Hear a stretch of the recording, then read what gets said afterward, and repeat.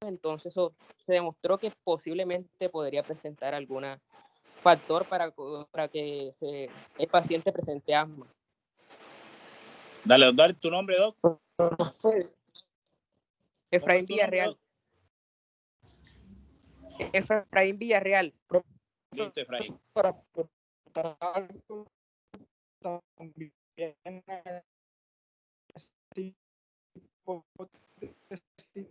¿Alguien está hablando? Pero no lo escucho bien. Sí, puedo aportar algo a la hipótesis higienista. Orlando Escobar.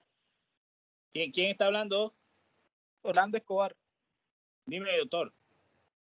Profe, esta hipótesis higienista se ha visto mayor prevalencia en lo que serían se dice así, los niños citadinos, los cuales viven en hogares inusualmente muy limpios, los cuales en estos hogares no tienen exposición a gérmenes que puedan contribuir a la formación o el desarrollo de su sistema inmune, y que cuando estos son expuestos a ambientes que no están inusualmente tan limpios o higiénicos, pueden presentar una predisposición a desarrollar el asma.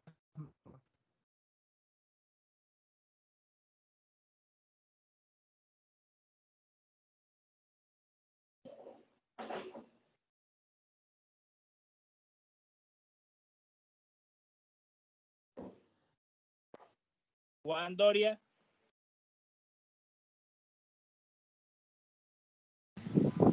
Sí. Juan, dime por favor qué tipo de manejo se hace en el paso 3 en el asma bronquial. Estable, claro. ¿Qué tipo de manejo en el paso 3? Es la circulación sistémica. El manejo con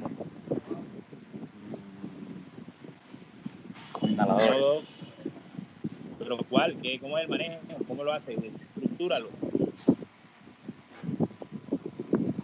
Eso es el tratamiento. No te lo voy a decir. David Entucho. Presente. Doctor, David, en el paso 2, ¿qué se hace? En el paso 2 lo que se hace, se aplican ICS en dosis baja. Excelente.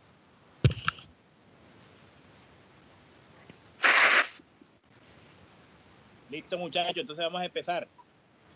Cuando quieran. Hágalo. La doctora que tenía problemas ya tiene internet. Sí, profe. Si quieres empieza tú, doc, y después sí en orden como aparece en la lista que me están presentando. Listo, profe, ya inicio. Listo, profe.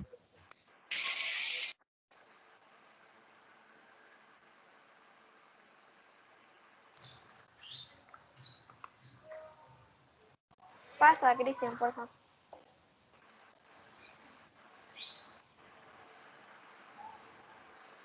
Bueno, en el día de hoy vamos a tratar el asma. Tenemos como objetivo general definir la enfermedad del asma junto a sus relaciones clínicas, todo esto para tener una mejor identificación tanto de los aspectos fisiopatológicos para posteriormente dar un manejo adecuado en los pacientes. Dentro de los objetivos específicos tenemos analizar los procesos fisiopatológicos que se dan en la enfermedad, identificar las manifestaciones clínicas y determinar las ayudas diagnósticas más precisas para acceder a un buen manejo.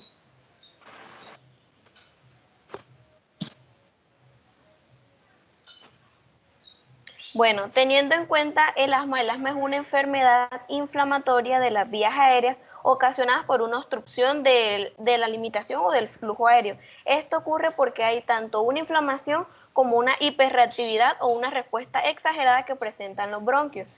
También tenemos que tener en cuenta que este va a ser un síndrome multifactorial, tanto multifactorial de las vías respiratorias, que se va a causar por diversas alteraciones. Estas son el broncoespasmo, la hiperreactividad bronquial, la inflamación crónica del tracto respiratorio, hipersecreción de moco, respiración de las vías respiratorias o remodelación de las vías respiratorias y una obstrucción variable del flujo aéreo. Posteriormente en la fisiopatología estaremos explicando cada uno de estos procesos. También tenemos que tener en cuenta que todos estos estímulos van a estar dados por un agente etiológico o un alergeno, ya sea también por una exposición física o química a diferentes factores.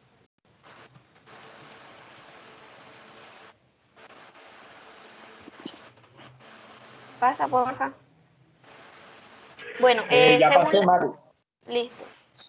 Según la GINA la podemos clasificar en intermitentes, persistentes leves, persistentes moderadas y persistentes graves. Bueno, en la intermitente tenemos la presencia de la disnea de una vez por semana. Los pacientes tienden a presentar menos de 2 crisis nocturnas al mes, van a estar como en un periodo asintomático y con una función pulmonar normal. Aquí vamos a incluir el asma por ejercicio. Explicando un poco, tenemos en cuenta que el aire seco y frío que se respira en el ejercicio va a hacer que se estimulen los mastocitos, generando una degranulación que posteriormente me va a causar la obstrucción de las vías aéreas. Dentro de las persistentes encontramos que el paciente va a presentar la disnea una vez, pero menos de 7 días a la semana. También va a presentar el de 2 crisis nocturnas al mes, va a tener una limitación de la actividad y del sueño debido a estas crisis, y vamos a encontrar una expiración, un periodo máximo de expiración de un 60 o un 80% del valor normal. En la persistente moderada vamos a encontrar más continuos, crisis de hasta una vez a la noche por la semana. Va a haber una limitación tanto de la actividad como del valor de la expiración. Encontramos los síntomas más continuos, ya las crisis nocturnas van a ser más frecuentes y graves. También vamos a encontrar que los pacientes tienden a frecuentar mucho los hospitales o las urgencias. Aquí tenemos en cuenta también que generalmente los pacientes prefieren estar atendiendo o yendo en las crisis asmáticas a las urgencias que a los controles. Por eso es que siempre se le hace seguimiento al paciente, se le hace una autoeducación, porque no simplemente es necesario ir cuando se presentan las crisis, sino también periódicamente para mejorar tanto el tratamiento como la eliminación de los factores etiológicos que le están causando. Pasa, por favor.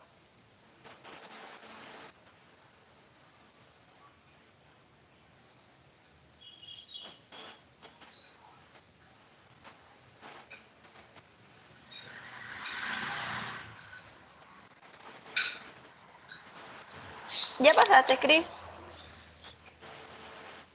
Sí, Mari, ya pasé.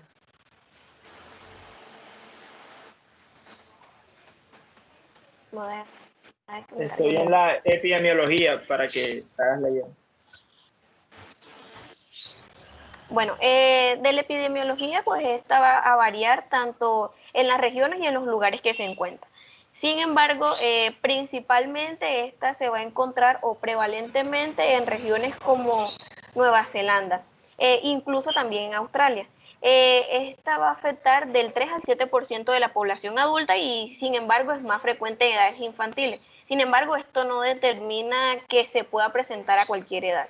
Esta va a ser más frecuente en el sexo masculino. Sin embargo, al llegar a la pubertad, estos resultados estas prevalencias tienden a igualarse. Lo que les mencionaba ahorita, que según la GINA, en febrero de 2004 ocurrieron aproximadamente 30% de los casos de asma en niños de Reino Unido y Nueva Zelanda y 20% en los niños de Perú y Australia. Por otro lado, vemos que los niños menores de 3 años que tienden a presentar estos síntomas característicos se les denominan como sibilancias precoces. Sin embargo, a estos niños no se les diagnostica como tal porque diámetro más pequeño de las vías aéreas lo que les ocasiona esta obstrucción del flujo aéreo, entonces por ende no se les clasifica. Sin embargo, los niños mayores de 3 años que tienen los síntomas persistentes, que no tienden o no ceden al tratamiento normal, entonces ya sí se le diagnostica como un asma real y se proceden a hacer las pruebas y los diagnósticos adecuados. Además, se dice que los niños menores de 10 años se tienden a clasificar como un asma atópica y en los niños mayores de 10 años o adultos se clasifica como un asma no atópica. Sin embargo, esto puede variar. Tenemos en cuenta también que en Colombia actualmente 1 de cada 8 colombianos sufre asma, y esta es la segunda enfermedad respiratoria crónica más relevante después del EPOC. En cuanto a las prevalencias, tenemos que del 23.4% le ocurre en niños menores de 4 años, el 12% en niños de 5 a 11 años, el 11.5% en adolescentes de 12 a 18 años y pues el 8% en la población adulta. Pasa.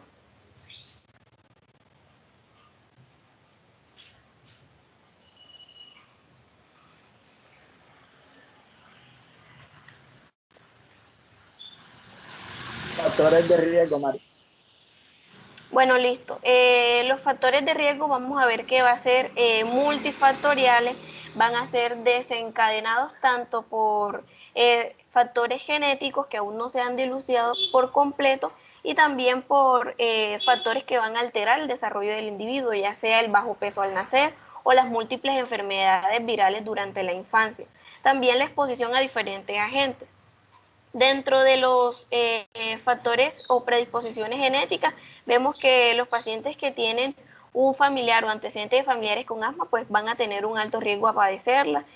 Además de que hay polimorfismos en el cromosoma 5 que van a alterar los linfocitos T helper, haciendo que estos se sobreestimulen o tiendan a estar más sensibles frente a exposiciones. También hay polimorfismo en los interleucina 5, 9, 13, entre otras. Bueno, entre los factores predisponentes encontramos la atopia o las alergias y la intolerancia a los AINES. Tenemos que tener en cuenta que la intolerancia a los AINES se presenta principalmente por la inhibición de la COX-1, porque la inhibición de la COX-1 me va a fomentar los leucotrienos, y estos leucotrienos me van a favorecer o acentuar la respuesta a la obstrucción de la limitación aérea. También tenemos que tener que hay unos factores causales principales, como por ejemplo el polen. Se dice que el polen es la primera causa de la rinitis tanto en adultos como en niños, y también de la creación del asma bronquial. Se dice que se da principalmente en las épocas de primavera, cuando hay aumento de la polinización. También encontramos que agentes como el ácaro, las cucarachas, las zonas dérmicas de los animales, entre otras muchas, van a afectar. También tenemos que tener en cuenta el aire de pobre calidad, ya sea por contaminantes automovilísticos o por industrias, entre muchas otras, que van a causar una alta morbilidad del asma. Lo que les mencionaba de los ejercicios, pues las personas que tienden a tener ejercicios extenuantes o de alta intensidad van a tender a respirar un aire frío y seco. Este aire frío y seco me va a estimular la obstrucción bronquial. ¿De qué manera? Me va a estimular a los mastocitos. Estos mastocitos van a desgranularse y a segregar diferentes sustancias broncoactivas o vasoactivas que me van a generar esta limitación del flujo aéreo. ¿Y cómo se va a presentar en los pacientes? Con sibilancias, con tos, estertores y demás presentaciones clínicas. En cuanto al asma ocupacional, pues esta no se tiene del todo claro si puede ser alérgico, también por disminución en los receptores que tengan los pacientes, en el estado inmunológico. Esta puede presentarse de dos formas, puede ser una hipersensibilidad inmediata o una hipersensibilidad tardía. La hipersensibilidad inmediata pues nos da una mejor herramienta diagnóstica, pues porque ya podemos saber cuál es el factor que lo desencadena y el factor que debemos evitar. Por otro lado, las hipersensibilidades tardías, pues esta se da con la exposición repetitiva a un factor, y generalmente los síntomas se le presentan a los pacientes de noche. Por eso es difícil o un poco más complicado determinar cuál es el factor etiológico que le está ocurriendo o causando a nuestro paciente las alergias. También hay unos factores que van a aumentar la posibilidad del asma, factores no patológicos como el tabaco, la polución o el polvo. infecciones víricas o parasitarias, la baja talla al nacer. En los niños principalmente infecciones como el virus sincitial o los rinovirus, la parainfluencia. En adultos ya van a ser virus como el adenovirus, la influenza y demás factores que pueden predisponer al asma bronquial. También hay una teoría que estaban mencionando anteriormente mis compañeros, la teoría de la higiene. Según Farreras, dice que la vida rural va a disminuir el riesgo de presentar asma. ¿Por qué sucede eso? Porque él dice que la exposición a endotoxina de caballos, de cerdos u otros animales del ganado va a hacer que el sistema inmunológico tenga una respuesta disminuida, y al tener una respuesta disminuida o un retraso en su crecimiento va a hacer que la hiperrespuesta frente a los alergenos disminuya y no se cree una asma bronquial atópica. Pasa por.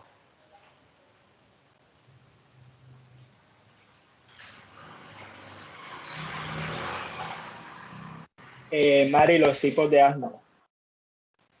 Bueno, según Robbins, también encontramos otro tipo de asma, el asma atópica, no atópica, ocupacional y medicamentosa.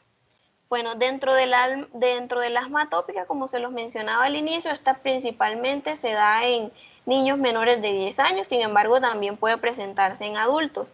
Esta se da pues por la exposición a diferentes agentes ambientales que son aparentemente inocuos, pero en estos individuos pues tienden a generar una respuesta exacerbada o una respuesta de hipersensibilidad primaria.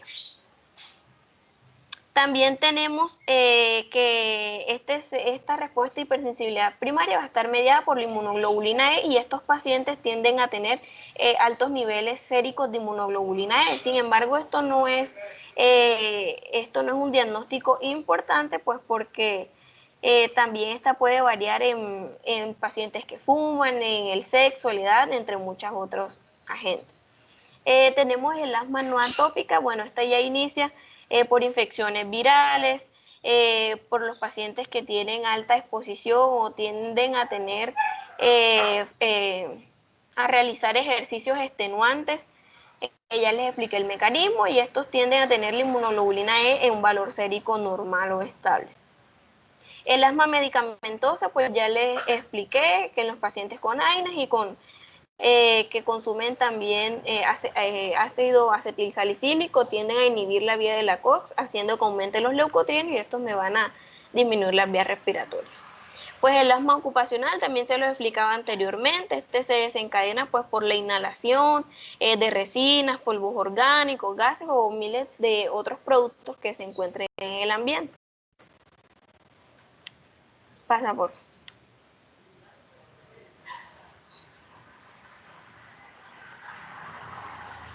Anatomía patológica, Mari. Bueno, dentro de la anatomía patológica, del lado izquierdo podemos observar cómo se ve un pulmón normal. Del lado derecho, pues estamos observando cómo se ve un pulmón de un paciente asmático. Este generalmente se va a mostrar el músculo contraído, con presencia de inflamación, además de un exceso de producción de moco o producción mucosa.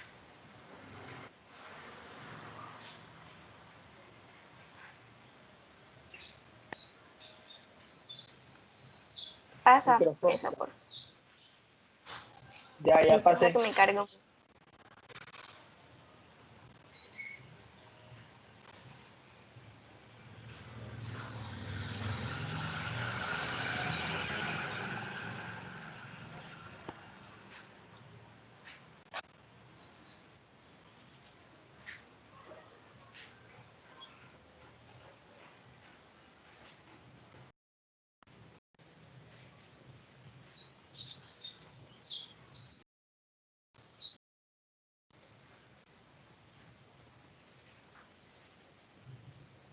Bueno, en el asma patológico o en la anatomía patológica podemos observar microscópicamente que el conducto se encuentra aplastado, que impide la correcta circulación del aire, y por eso se produce la obstrucción del flujo sanguíneo.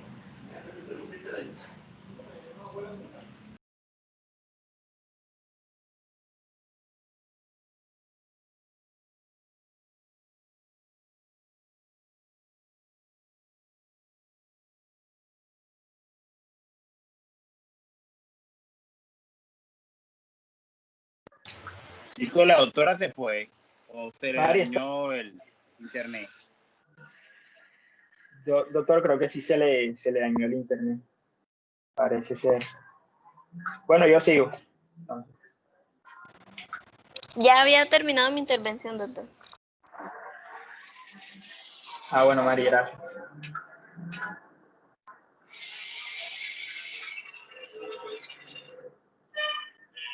Me dicen si no sé si. Sí, ya pasó, ya pasó. Sí, con esto y fisiopatología. Dale, bueno, gracias. Bueno, en la fisiopatología vamos a hablar que hay unos factores desencadenantes de la inflamación, es decir, el asma va a tener o va a ser mediado por una hipersensibilidad de tipo 1.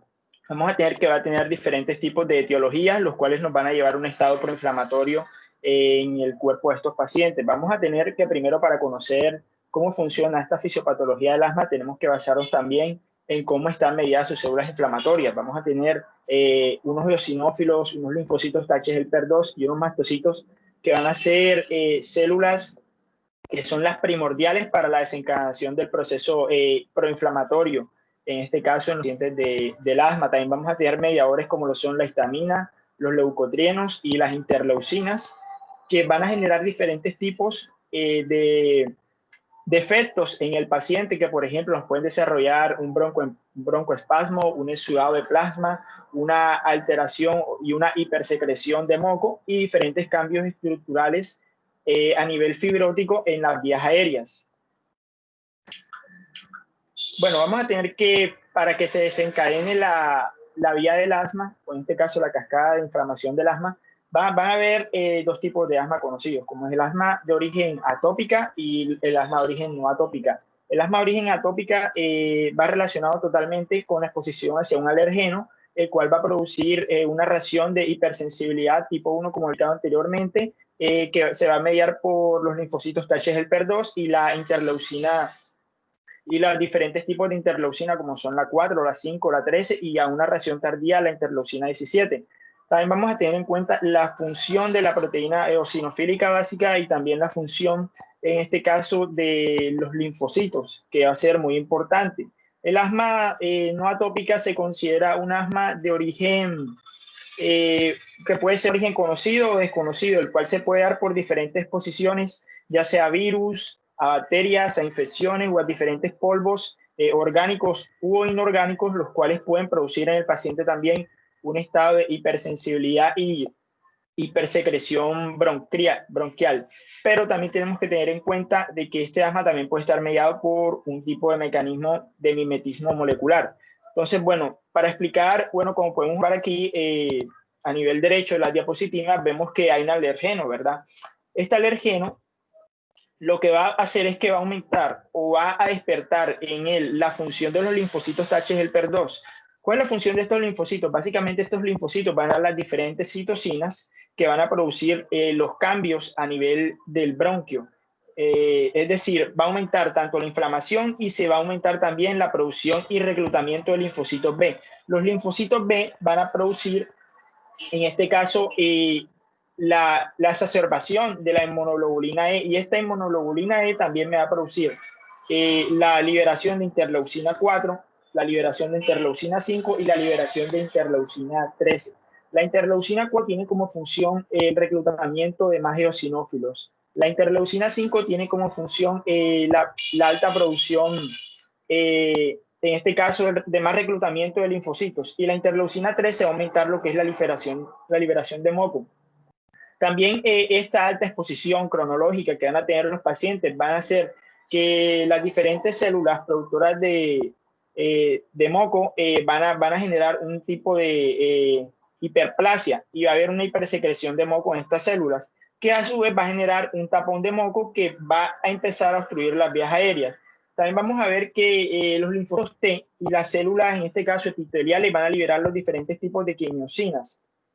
Las quimiosinas me van mucho más a aumentar el factor de los eosinófilos, y los eosinófilos, al momento de liberar también la función de la hemoglobina E, esta se va a unir al receptor FC, que se encuentra justo en los mastocitos, y los mastocitos van a liberar lo que serían los gránulos, ¿verdad? Ellos van a liberar unos tipos de gránulos y estos gránulos van a liberar unas citocinas. Estas citocinas son las que en la fase temprana de la enfermedad del asma son las que van a producir primero los cambios a nivel de la vía respiratoria, como es una broncoconstricción, una hipersecreción de hemoglobina, una angiogénesis que también se va a dar a un nivel tardío y una fibrosis y una proliferación nerviosa por medio de la acetilcolina, que como sabemos esta tiene un potente poder en este tipo broncoconstrictor, que va a hacer que haya una broncoconstricción y posteriormente el paciente va a presentar toda la sintomatología de dificultad respiratoria.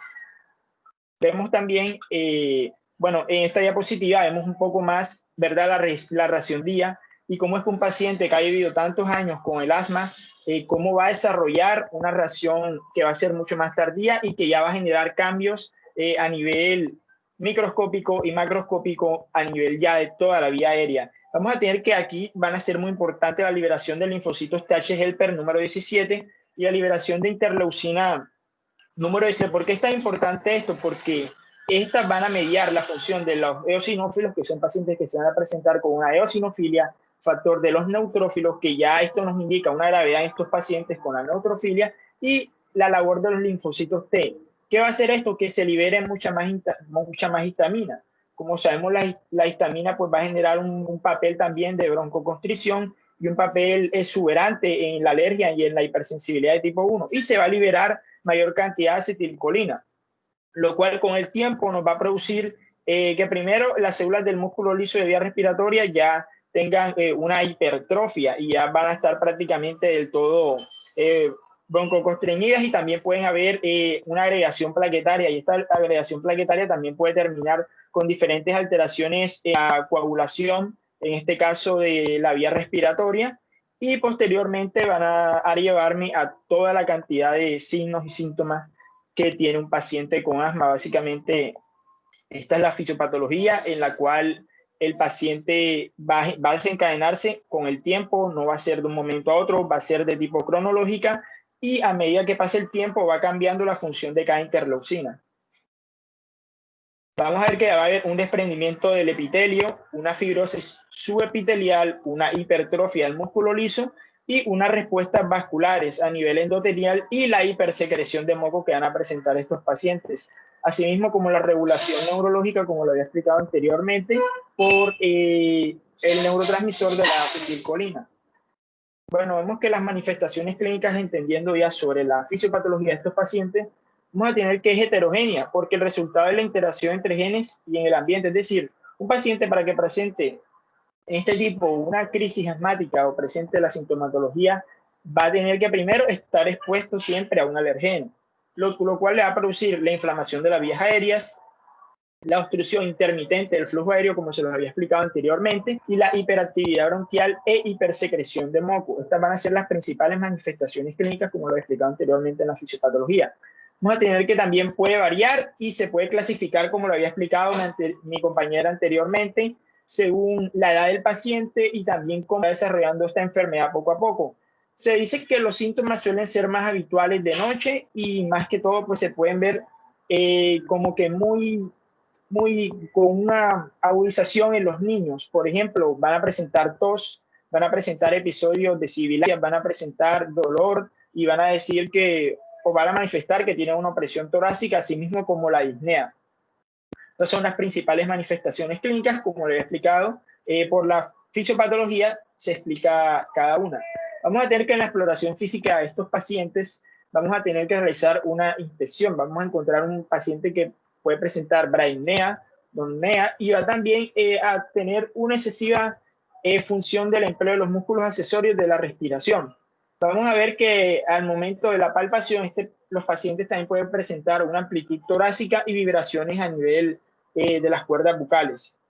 Vamos a tener que en la percusión va a ser un paciente hipersónico y que incluso puede tener una matidez cardíaca. En la ocultación, pues van a aumentar los periodos de sibilancias y de expiración y el murmullo vesicular va a disminuir, que incluso pueden llegar a episodios de ronco en estos pacientes al momento de auscultarlos.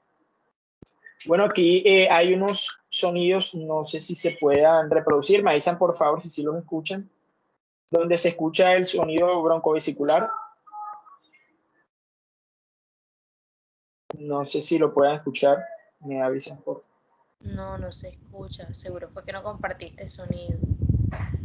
Seguramente, pero creo que estas diapositivas tienen la función de que si ustedes colocan el mouse encimita de los nombres, creo que les da la opción de darle como clic y las pueden escuchar desde su computador. No sé si lo cargaste fue no, directamente del PowerPoint. Cierto, del PowerPoint. Bueno, qué pena.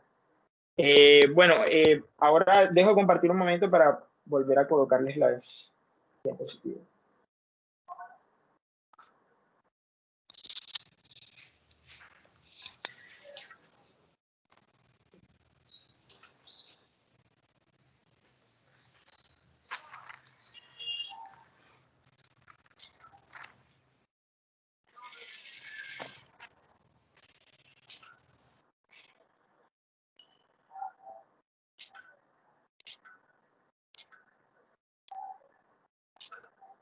Bueno, me avisan si ya los pueden escuchar, pues ya lo intenté de una forma diferente. No se escucha. Bueno, nosotros se las enviamos por WhatsApp para que las puedan escuchar. Listo, bro. Gracias.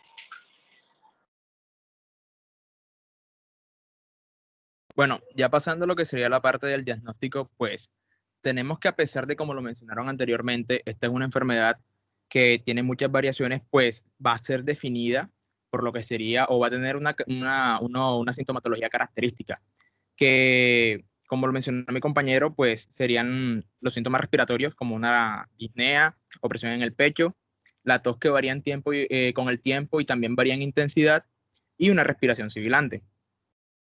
Además de esto, también va a asistir la presencia de una alimentación del flujo expiratorio. ¿Pasa?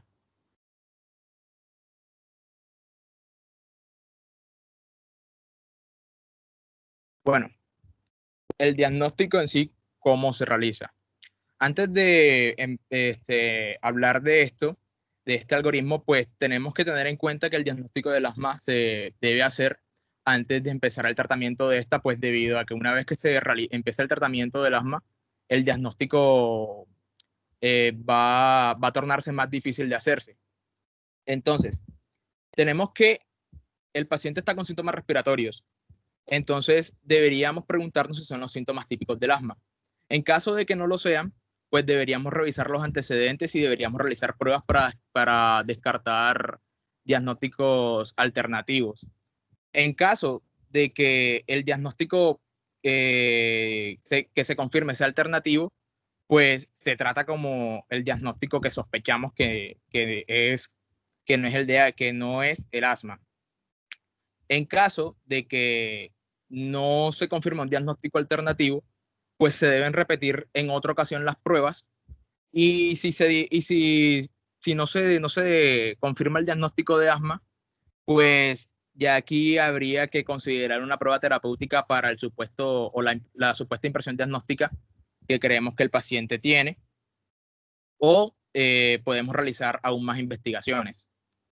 En caso de que sí se confirme el diagnóstico de asma, pues se empieza a tratar con el asma, que más adelante explicaremos el tratamiento. Pero hablando de esa llegada del paciente con los síntomas respiratorios, y en caso de que los síntomas sean los típicos del asma, pues tendríamos que realizar una buena historia clínica y deberíamos hacer un examen físico minucioso, en el cual pues tenemos que estar muy pendientes y detallar los síntomas que tiene el paciente y enfocarnos muy bien para descartar o confirmar el diagnóstico de asma. Entonces, una vez que la historia clínica respalde junto con el examen físico el diagnóstico de asma, pues tenemos que tener en cuenta si esta es de urgencia clínica, o sea, que si está en un episodio el cual requiere un tratamiento de urgencia. Si es así, pues se realizaría un tratamiento empírico con lo que serían corticosteroides inhalados y agonistas de los receptores beta 2 de corta acción, de corto periodo de acción. En caso, una vez que se realiza este tratamiento empírico, se realizan pruebas diagnósticas dentro de un plazo de 1 a 3 meses, pues para verificar cómo ha evolucionado el paciente. En caso de que no sea un episodio que requiere un tratamiento de urgencia, pues se debe realizar lo que sería una espirometría para evaluar lo que sería la función pulmonar, teniendo en cuenta lo que sería la prueba de reversibilidad. Y si los resultados respaldan el diagnóstico de asma, pues se trata para el asma. ¿Pasa?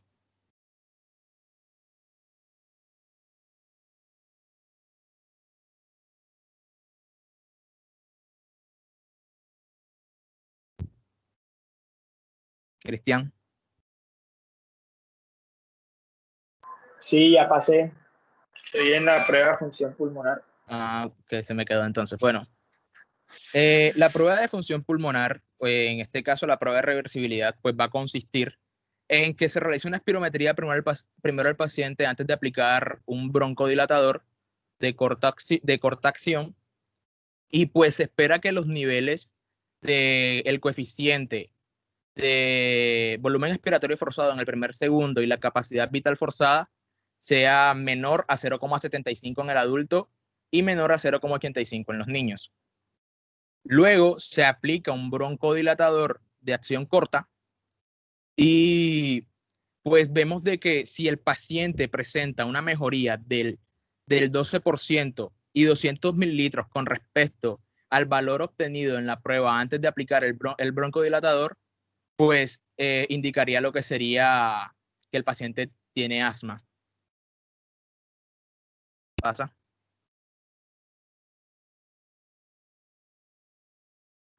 Pruebas complementarias.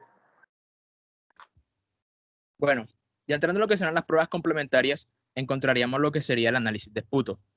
En el análisis de esputo vamos a encontrar que en este, por lo general, se encuentran una eosinofilia y presencia de eosinofilia. También se encuentran lo que serían las espirales de Curshman, que pues van a ser un material mucinoso que van a contener o van a estar conformadas por lo que serían glucoproteínas, cristales y células epiteliales. Luego, pues también, células leucocitarias. Luego también tenemos lo que serán los cristales de Charcot-Leyden, los cuales van a tener una forma especular y pues van a ser procedentes de la eosinofilia y pues más que todo concretamente van a ser procedentes de lo que serían los productos de la eosinofilia, como lo que sería la proteína catiónica eosinofílica. También encontramos los cuerpos de Criolla, que son agregados de células epiteliales. Entonces, tenemos que, si hay una presencia de eosinofilia, indicaría que hay una buena respuesta a lo que serían los glucocorticoides. Y también predice que hay una buena respuesta a los glucocorticoides. Y si hay presencia de neutrófilos, pues va a dar una predicción de mala respuesta a lo que serían estos medicamentos. ¿Pasa?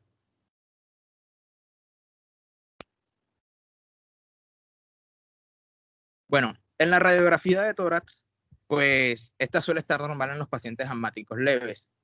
Y en los niños, pues lo que se va a observar va a ser por lo general lo que sería una hiperinsuflación y un atrapamiento aéreo.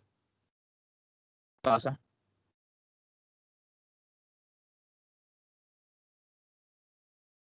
Bueno, ya los métodos inmunológicos, pues encontramos uno de ellos que sería la prueba alérgica cutánea, pues la cual es el método más sencillo de realizar y pues este va a consistir en que se van a aplicar múltiples alergenos en lo que sería la piel del paciente.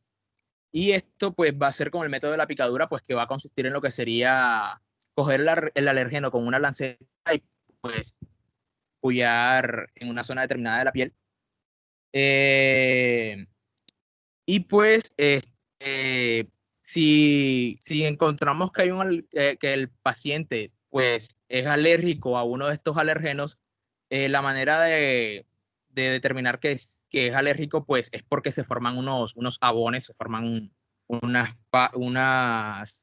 pápulas en la piel del paciente pues, que indican que es alérgico a uno de esos alergenos de los que se utilizó en la prueba. ¿Pasa?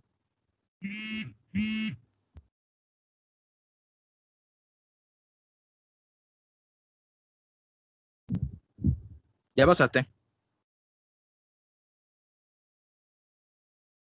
Sí, Osvaldo, ya pasé.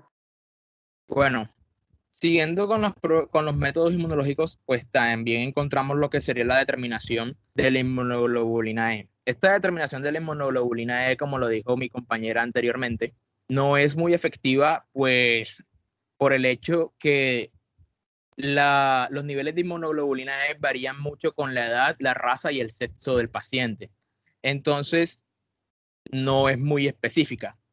Más sin embargo, últimamente pues se realiza lo que sería la determinación de esta mediante radioinmunofluorescencia y enzimoinmunoanálisis que pues permiten ver los niveles de inmunoglobulina del paciente, pero ya no en suero y pero ya no van a ser en suero, que esta pues mediante el suero es muy inespecífica la prueba.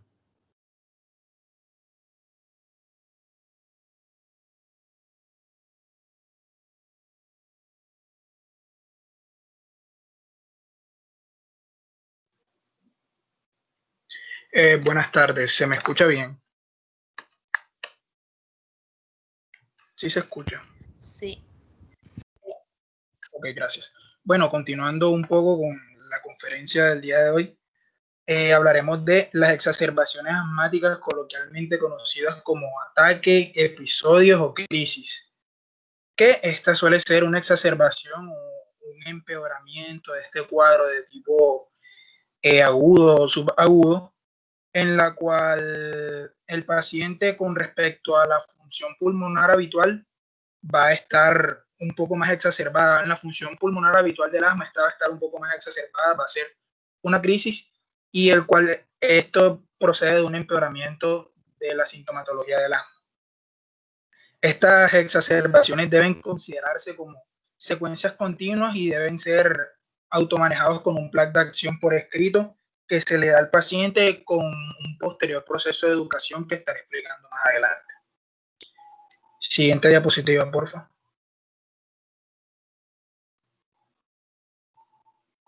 Ok.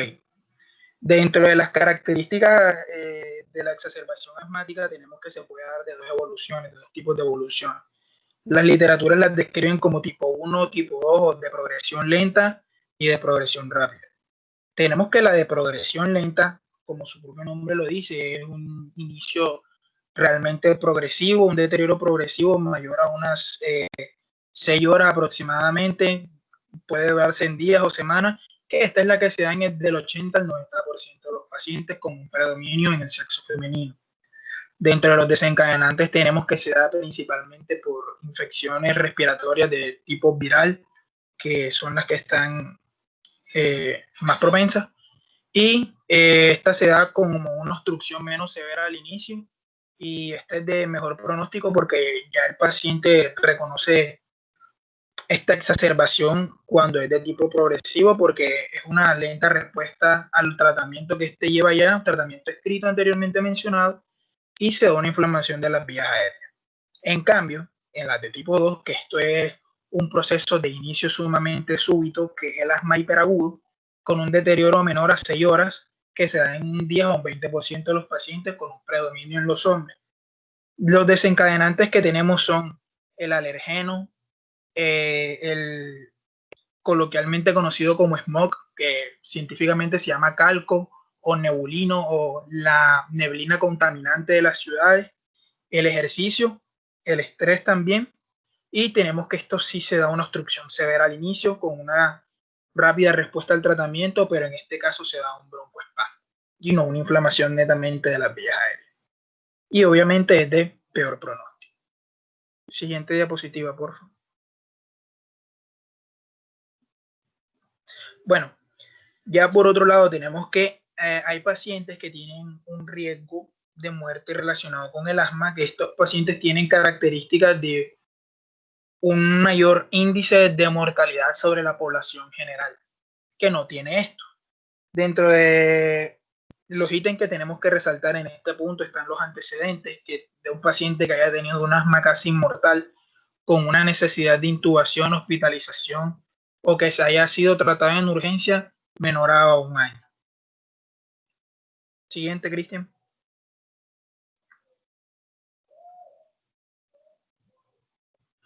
Ok, también tenemos estos pacientes que no tienen buena adherencia al tratamiento o no usan corticosteroides inhalados, por los cuales se les tuvo que aplicar corticosteroides orales y este paciente pudo haber detenido el tratamiento tuvo poca adherencia, lo cual esto es un indicante de una alta severidad y por supuesto, como las guías los mencionan, el uso de los SABA, que son los de corta acción, un uso continuo, un aumento de las dosis nos revela a nosotros que el paciente tiene muy poca adherencia a este tratamiento. Siguiente, Cristian. Bueno, también tenemos que este paciente presente comorbilidades de tipo psiquiátrica o problemas psicosociales y también el paciente puede presentar alergia a ciertas comidas dentro de las cuales se caracterizan los mariscos y los frutos secos, que esto se da principalmente en pacientes ya con diagnósticos confirmados con asma. Y por último tenemos también, Cristian, pasa, una ausencia a un plan de acción para el asma por escrito, que no tenga, el paciente realmente sabe que tiene la patología, pero no tiene un control estricto de esta enfermedad. Siguiente.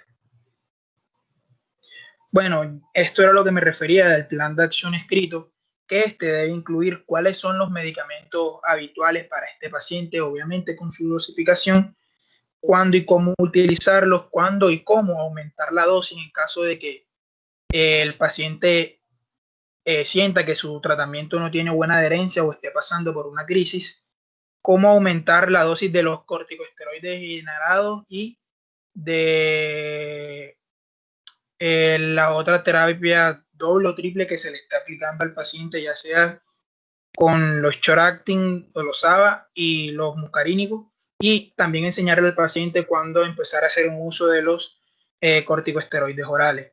También cómo acceder a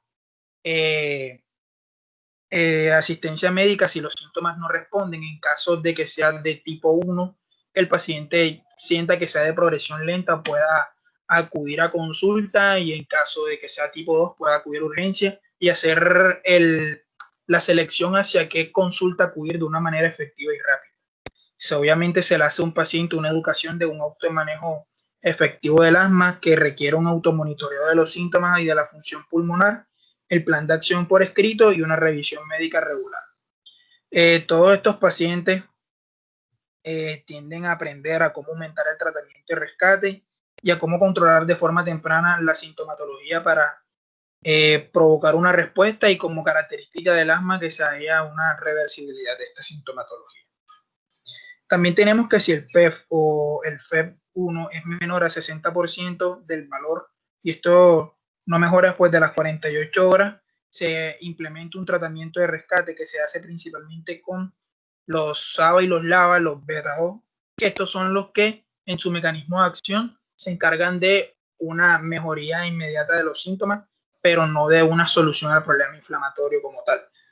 Tenemos también que este paciente tenga un tratamiento controlador y un uso de la prednisolona 40-50 miligramos día, y si esto todo no funciona, que el paciente se acerque a consulta o se comunique con un médico tratante de confianza. Siguiente, por favor. Bueno, estos planes de acción pueden basarse en la sintomatología y en adultos en el PEF. y estos pacientes muestran un deterioro realmente rápido. Si estos pacientes muestran un deterioro rápido, se les aconseja ir a un centro de urgencia inmediatamente, y todo esto ya está estipulado en el plan de acción escrito. Siguiente, por favor. Bueno, cuando se habla del tratamiento del asma, hay que tener una cosa realmente clara. No hay una cura para el asma realmente, no existe, no la hay. Lo que hay son medicamentos que son tan buenos controlando el asma que las investigaciones sobre el tratamiento como una cura posible para este realmente a lo largo de los años no han avanzado, sino que se trata principalmente en dos puntos, dos pilares específicos. Reducir los riesgos de la destrucción epitelial, la transformación epitelial que se da a nivel de los bronquiolos en todo el sistema de las vías aéreas, y también un control de los síntomas para disminuir las exacerbaciones. En el nivel de la reducción de riesgo, lo que se busca es disminución de exacerbación y disminución de daño a las vías respiratorias. Siguiente, por favor.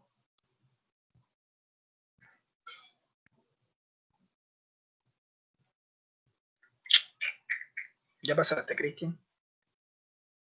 Ok, ya está. Sí, ya. Bueno, ya. Y bueno, la guía Gina nos plantea un ciclo de manejo dentro de que se basa en 3 ítems en los que se vuelven un ciclo realmente, para ver en cómo ha evolucionado el paciente, cómo se muestra el paciente y qué tanta adherencia tiene el paciente al tratamiento.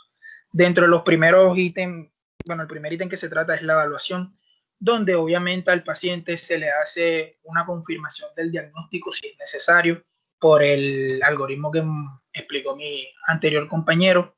Se hace un control de los síntomas y factores de riesgo en los cuales sean modificables, como la obesidad, el tabaquismo, y dentro de los cuales modificables también se menciona el lugar de trabajo.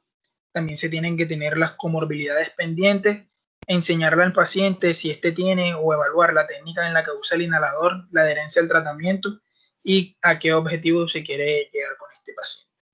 Por otro lado, tenemos que se realiza un ajuste al tratamiento teniendo muy en cuenta los factores de riesgo, las comorbilidades, y también se evalúa una estrategia no farmacológica en el caso de los pacientes que ya tengan hábitos que realmente perjudiquen el estilo de vida de estos pacientes con esta patología de las vías respiratorias, y implementar un plan medicamentoso, un plan farmacológico para el manejo del asma. Por último, tenemos la revisión de la respuesta de este tratamiento, donde se evalúa cómo el paciente lo tiene, también se evalúan los síntomas del paciente, si hay exacerbaciones de estos síntomas, qué efectos secundarios tiene el tratamiento, ya que teníamos que los SABA y los LABA, los beta-2 adrenérgicos, pueden causar taquicardia en algunos casos, y otras exacerbaciones. También se tiene muy en cuenta la función pulmonar y el grado de satisfacción del paciente ante este tratamiento.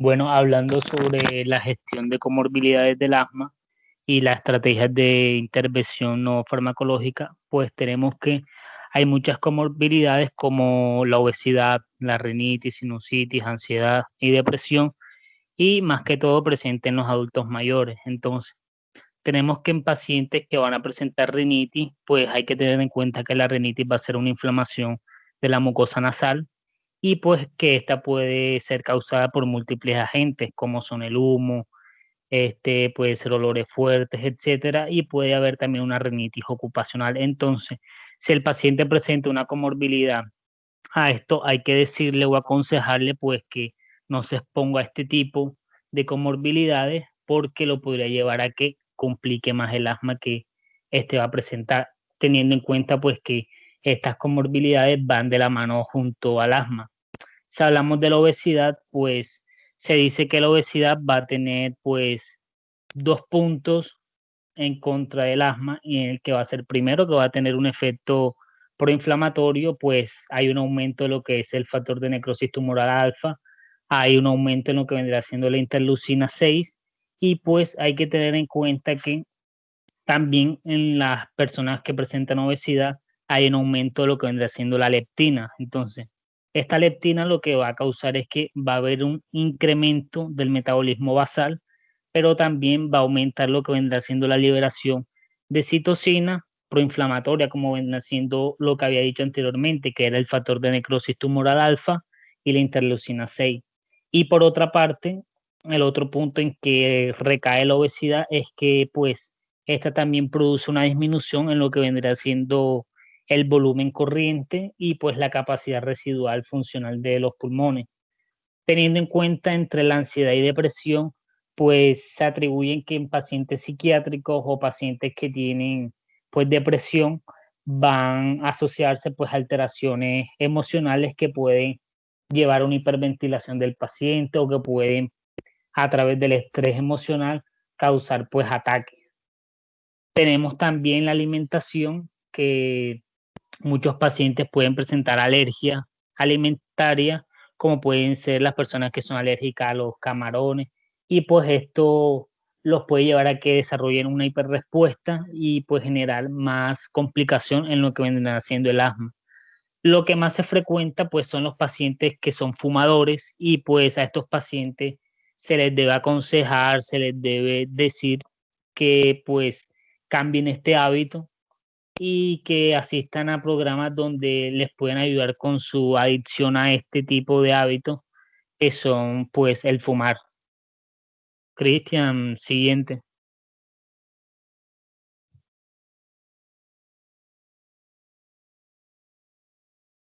Bueno, tenemos que en los corticoides, pues este tipo de medicamentos o fármacos van a disminuir el número de células inflamatorias y pues de también su actividad. Entonces, entre las cuales está la fagocitosis, la síntesis y liberación pues de mediadores inflamatorios, y pues los corticoesteroides van a tener pues un mecanismo de acción en el cual van a inhibir la transcripción de los genes que van a codificar pues las proteínas plasmáticas, como son las citoquinas, las moléculas de adhesión y pues los receptores inflamatorios. Hay que tener en cuenta pues que estos corticoesteroides van a tener RAM, como son disfonía, osteoporosis y glaucoma en el caso en que pues se utilicen demasiado. Pasa a la siguiente, Cristian. Si hablamos de los agonistas de los receptores beta 2, pues tenemos que estos agonistas de los receptores beta 2 van a estimular los receptores, y pues esto estimula la adenilciclasa, pues que va a incrementar el AMP cíclico intracelular, y pues esto va a inhibir lo que vendría siendo la fosforilación de la miocina, entonces va a reducir el calcio intracelular y va a generar por ende pues relajación del músculo liso. Entonces, algo que se vio y pues que recalcó la Gina era que pues habían dos problemas con este tipo de fármacos o tratamiento pues en el asma. Era que primero estos agonistas nada más provocaban broncodilatación, pero no trataban la inflamación. Y segundo, pues que el abuso de este tipo de fármacos pues hacía que si las personas utilizaban más de 12 cartuchos de este medicamento inhalado al año, esto podía sobresaturar lo que venían siendo los receptores, y pues en un momento que el paciente presentara una exacerbación, cuando llegara a urgencia, pues la terapia no le era tan factible, ya que pues estos receptores estaban completamente saturados.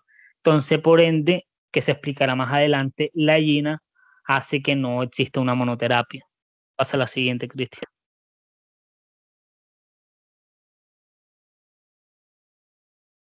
Bueno, tenemos en los agonistas adrenérgicos, tenemos los SABAs y los LABAs, en los cuales los SABAs son de corta acción y los LABAs pues de larga acción.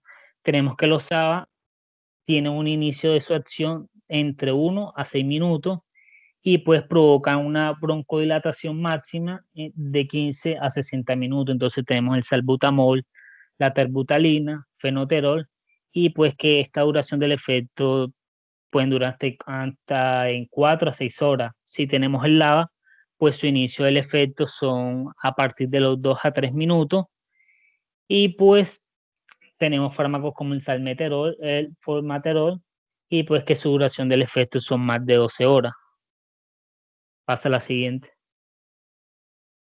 Bueno, si hablamos del mecanismo de los antagonistas de los receptores muscarínicos, pues tenemos que estos receptores muscarínicos van a estar localizados en lo que vendrán siendo los pulmones y pues los receptores muscarínicos, pues estos fármacos van a tener un efecto, ya que estos receptores muscarínicos van a tener un efecto broncoconstrictor y pues estos medicamentos van a actuar de una manera competitiva, va a tener una inhibición competitiva, entonces se bloquean estos receptores y así se lleva pues a una broncodilatación. Pasa a la siguiente, Cristian.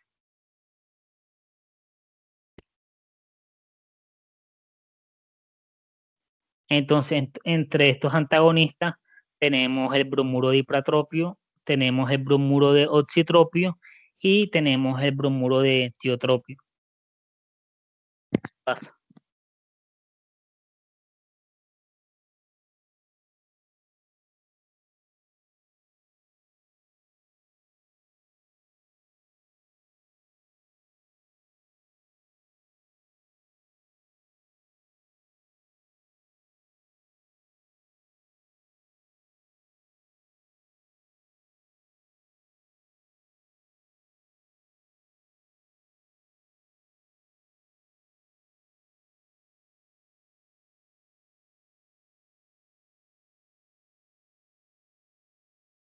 Bueno, entre los antileucotrienos vamos a tener pues el sileutón, en el cual este va a inhibir la lipoxigenasa 5 y la lipoenzima. Entonces, también tenemos el montelukast, en el cual pues este va a inhibir lo que son los receptores de la cis-LT1 y estos van a tener pues beneficio en el que el primero se va a inhibir la exudación del plasma, se va a inhibir la secreción de moco, se va a inhibir la broncoconstricción y pues también se va a inhibir el reclutamiento del eosinófilo, pues que tenemos que tener en cuenta pues que estos factores van a promover a que primero se dé el asma y pues que también tenga una complicación de esta.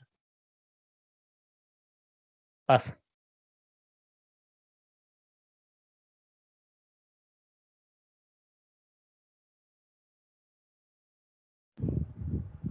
Bueno, ¿me escuchan?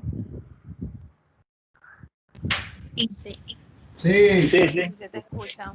Bueno, entonces según la guía Gina, ella nos va a ofrecer dos tablas. Una tabla que nos va a hablar del tratamiento para los pacientes de los niños de 6 a 11 años y otra de mayores de 12. Entonces, ella en la tabla nos va a ofrecer dos tipos de tratamiento. Uno que es el preferencial y una opción, pues, a la no preferencial. Entonces, tenemos que tener en cuenta la sintomatología. De acuerdo a la sintomatología, así va a ser el paso que vamos a utilizar. Entonces, si el paciente presenta 2 crisis en menos de un mes, nosotros le vamos a dar lo que es corticosteroides inhalados con SABA solamente cuando el paciente lo necesite. Si el paciente genera 2 síntomas más al mes, o menos de un síntoma por día, ya vamos a cambiar la dosis. Entonces van a ser dosis bajas de corticosteroides inhalados, pero de mantenimientos diarios. Y la segunda opción que nos ofrecen es los antileucotrienos o dosis bajas de corticosteroides inhalados más SABA. Si el paciente tiene las crisis la mayoría de días o se despierta al menos una vez por semana con una crisis asmática, le vamos a dar corticosteroides inhalados más un LABA que sea diferente al formaterol o dosis medias de corticosteroides inhalados. Y la segunda opción es antileucotrienos con dosis bajas de corticosteroides inhalados. Y en la cuarta opción, que nos dice que el paciente presenta las crisis la mayoría de días, después de despertarse y la función pulmonar está baja, entonces vamos a darle dosis medias de corticosteroides inhalados más un LABA y hay que remitir al paciente a investigación para que le hagan otros exámenes a ver por qué está llegando hasta este punto. Y la otra opción que nos dan es darles dosis altas de corticosteroides inhalados más LABA. El medicamento, pues ideal cuando el paciente presenta una crisis, en estos casos en los niños, van a ser los SABA más un corticosteroide inhalado. Recordemos que los SABA por sí solos no se pueden administrar, porque ya lo explicaron antes, se maneja de la monoterapia, ya no se maneja porque se ha demostrado que cuando el paciente utiliza nada más SABA, le genera más exacerbaciones en el futuro. Pasa, por favor.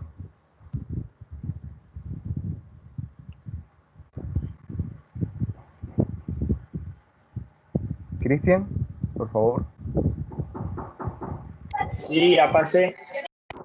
Listo. Bueno, ya, ahora sí. Entonces, la estructura de la tabla es la misma que la anterior, pero esta está en español. Entonces, ya esto es para adultos o personas mayores de 12 años. Entonces, recordemos, los síntomas tienen que ser 2 veces, o sea, 2 veces o menos al mes. Entonces, nos sugiere que le demos un corticosteroide inhalado, más formaterol. Este es un puff que viene junto, a dosis bajas, cuando nada más lo necesiten. No le vamos a mandar medicamento diario. Y la otra opción es mandarle corticosteroide inhalado a dosis bajas más SABA. En el paso 2, cuando el paciente presenta más de 2 síntomas, más de 2 crisis al mes, pero menos de una vez al día. Entonces vamos a darle corticosteroide inhalado a dosis bajas diario o corticosteroides inhalados más formaterol a dosis bajas según lo necesite. En la otra opción es antagonista de los leucotrienos o corticosteroides inhalados en dosis bajas más SABA. Si el paciente tiene varios síntomas, o sea, mayor de 2 días, o el paciente se levanta con una crisis asmática, vamos a darle dosis bajas de corticosteroides inhalados más otro LABA, que no sea el formaterol. Y la otra opción que nos dan es dosis intermedias de corticosteroides inhalados o dosis bajas de corticoides inhalados más antileucotrienos. Y en el caso 4 es que la sintomatología está presente casi todos los días.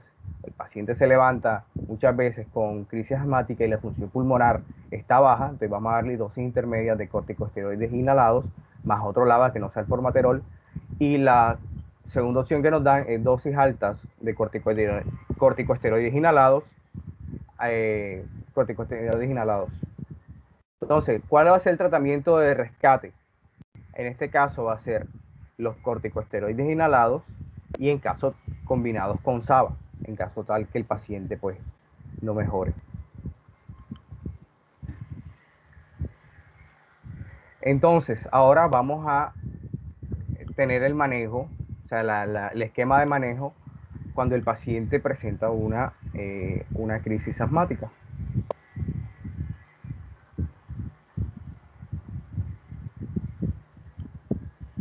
Lo tengo yo.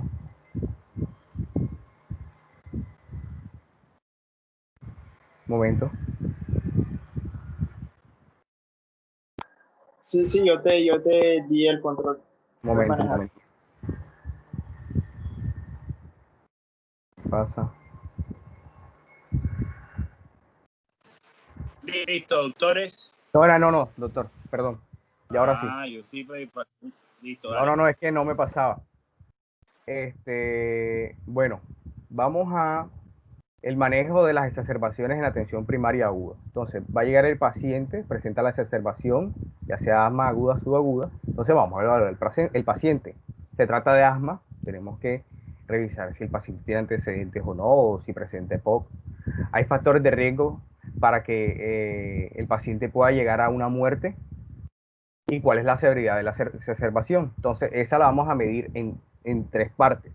La leve o moderada, que el paciente pues, puede hablar por frases, prefiere estar sentado que acostado, no se encuentra agitado, su frecuencia respiratoria está aumentada, no tiene que utilizar los músculos accesorios para poder respirar, su frecuencia en el pulso va de 100 a 120 latidos por minuto, la saturación de oxígeno, si en aire ambiental, de 90 a 95, y el flujo respiratorio máximo es mayor al 50% del valor teórico del mejor valor. En el caso tal que ya el paciente no sea leve o moderada, sino severa, vamos a hablar que el paciente no puede hablar bien, va a hablar y habla entrecortado, se tiene que sentar y tiene que estar encorvado para poder sentir que respira mucho mejor. El paciente va a estar mucho más agitado, la frecuencia respiratoria va a estar disminuida de 30, va a utilizar los músculos accesorios y las pulsaciones van a estar mayor a 120 latidos por minuto. La saturación de oxígeno va a ser menor de 90. Recordemos que el paciente no va a tener oxígeno en este momento, o sea, va a ser aire ambiental. Y el flujo de expiración máximo va a estar igual o disminuido el 50%. También nos van a hablar de un potencial fatal, el que el paciente, además de presentar la sintomatología del severo, el paciente está somnoliento, está confundido y con el tórax silbiendo, o sea, el paciente no puede respirar. Entonces, regresando a la parte de la leve o moderada, vamos a iniciar el tratamiento con un SABA de 10 y 4 inhalaciones mediante un cartucho inhalatorio. Vamos a administrar lo que es un corticoide sistémico como la prednisolona. En adulto va a ser 1 miligramo por kilo, dosis máxima de 50 miligramos, y en los niños va a ser de 1 a 2 miligramos por kilo y dosis máxima de 40 miligramos. El oxígeno, vamos a administrar oxígeno si está disponible, esperemos que sí, y tenemos que buscar que la saturación de oxígeno se mantenga entre 90 y 95% en adultos y de 94 a 98% en niños. Entonces, si el paciente está, nosotros le damos la medicación y el paciente empeora, como lo vemos observar en la esquina, hay que trasladarlo a un centro agudo. Entonces, hay que administrarle un SABA, hay que administrarle bromuro de ipratropio, hay que administrarle oxígeno y los corticoides sistémicos, como puede ser la prednisolona o el que pues, esté disponible en ese momento. Si el paciente, al darle el tratamiento de leve o moderado, el paciente continúa bien, se le va a dar SABA si es necesario y se va a dar un monitoreo del paciente cada hora. Si el paciente empeora, pues vamos a trasladarlo al centro, a un centro especializado. Por favor, tengo que pasarlo yo, un momento. Bueno, si hay mejoría, entonces tenemos que, para saber si hay mejoría, tenemos que evaluar para poder dar alta al paciente. ¿Los síntomas mejoraron y necesita SABA? Perfecto. El paciente tiene un flujo expiratorio mayor, o sea, está aumentando, está entre el 60 y el 80%. La saturación de oxígeno está mayor al 94%, se le puede enviar hacia la casa, pero tenemos que enviarle una medicación, tenemos que darle unos inhaladores en caso el paciente pues, vuelva a generar una exacerbación. Entonces, tenemos, como lo dije anteriormente, tenemos que darle una medicación de rescate, darle los medicamentos, medicación de control. Entonces, de acuerdo al paso que él se encuentre, pues vamos, como mencioné anteriormente, le podemos dar corticosteroides más formaterol en dosis bajas o corticosteroides inhalados solo a dosis bajas diarias. Vamos a administrar la prednisolona durante de 5 a 7 días y en niños de 3 a 5 días. Y hacemos un seguimiento a la semana o de los niños de 1 a 2 días.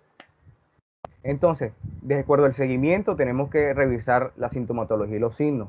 Se está resolviendo las exacerbaciones, se debería continuar con prednisolona, tratamiento de rescate, reducir, según sea necesario. Si ya el paciente vemos que tiene una mejoría, pues podemos bajar las dosis. Los factores de riesgo, hay que revisarlos, si están interactuando o no, y corregirlos. Si el paciente es fumador, pedirle que deje de fumar. Si el paciente es obeso, se le pide que mejore su alimentación para que sí baje de peso. Y no sé, si por ejemplo, si está expuesto a un alergeno, evitar que este paciente esté expuesto a alergenos. Por ejemplo, o sea, en los niños que tienen peluches, entonces, los peluches les generan la crisis asmática o tienen mascotas. Entonces, lo ideal sería pues o regalar estos peluches o buscar un hogar diferente para esta mascota, porque si no el niño al estar en contacto con estos alergenos, pues le va a dar una crisis asmática. Y analizar el plan de acción, si se entiende, si se hizo lo adecuadamente posible, si necesita una modificación.